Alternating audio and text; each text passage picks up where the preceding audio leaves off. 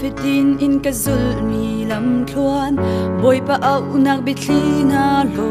in hi velei lom nak a chan kam han chan sao pi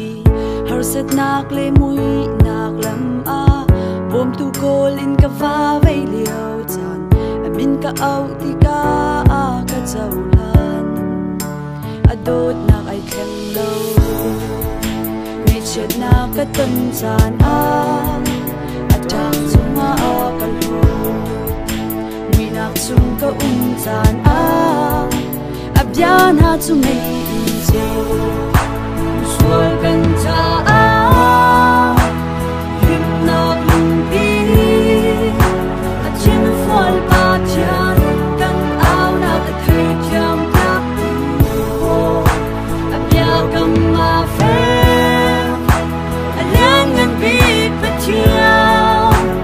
say dòng nhớ tê sơ tu cần tìm lạc lòng pi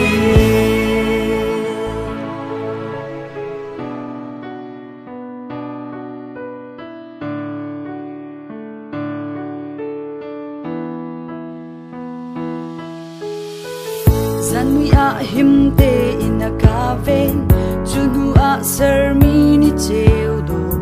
akam hu tar tu boy pa pathian aka shoi tu ni fatin ai ok aka pe cholavani cho kho lo mi ka kharau cha lom nak aka pe abya chiang u ni chet na ka ton chan a atang chunga a kal ho